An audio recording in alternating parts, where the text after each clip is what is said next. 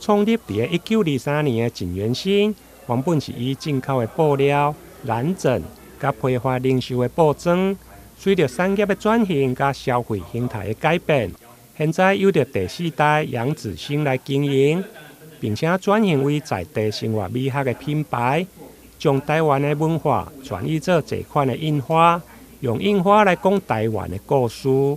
当时啊，我在做百年布庄转型的时候，我就一直在想，到底第一个图要画什么？因为所有的图案它势必会有流水的编号，可是呢，怎么样去让第一个图案自己有意义的？我就想了很久，所以最后我决定画的是黄花风铃木。那为什么画黄花风铃木呢？因为大家如果是住台南的朋友，应该会知道，其实台南的春天会开很多黄花风铃木，所以对我来说呢，其实就是一个百年布庄新的春天，所以我画了这个黄花风铃木去记录我们百年布庄转型的这个故事。那其实还有另外一个小小的个人情感在里面哦，因为我是外婆带大的孙子，那外婆是布店的大女儿，那我印象很深刻，外婆以前很常穿一件黄色碎花绿色叶子的外套，所以就特别画了这个印花去献给外婆，因为外婆已经不在了哈，那就是去把这个家族的记忆，甚至台南的风景，甚至百年布庄新的春天给画进这个图像里面。那它其实也是少数就是锦源兴虽然是印花品牌，可是我们以自然植物去做创作的一个印花图样，因为其实其他有很多吃的啦、生活中的风景啦都不太一样，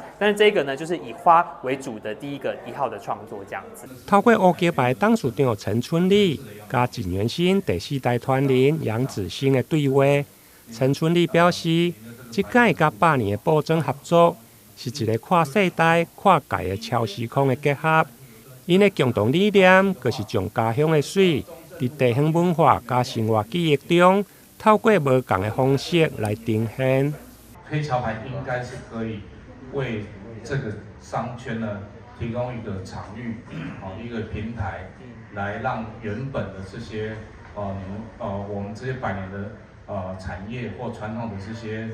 小吃店家都能够一一的来这边展现。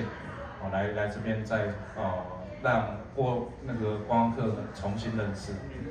所以我们的一个大目标了也是我个人的一个小小的一个小小的期许，但是其实也不小的一个目标，就是希望能够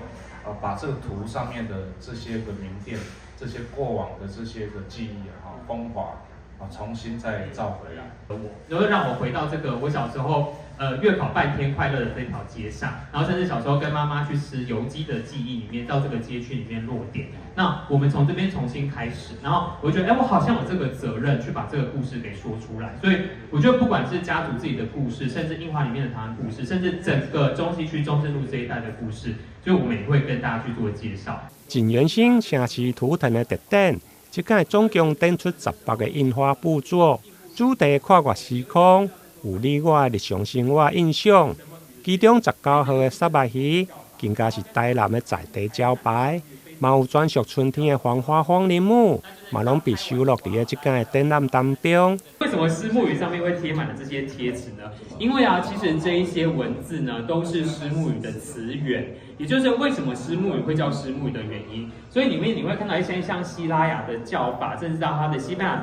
的叫法。那其实其中有2个很有趣的是中间这一个，你会看到日文的写的 Saba 的2个字，可是呢，懂日文的就知道虱目鱼不是 Saba 大家可能甚至不懂这个印花的人会觉得我设计的时候写错字了它不是一样的东西。但是呢，之所以会用这个名词，是因为相传有一个说法，当时日本人来到台湾的时候，他们以为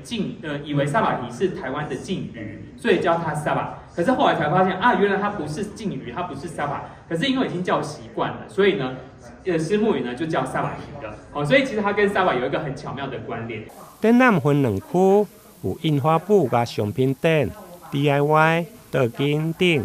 欢迎有兴趣的民众会用前往中正路的龙馆来参观。台南新闻林根采访报道。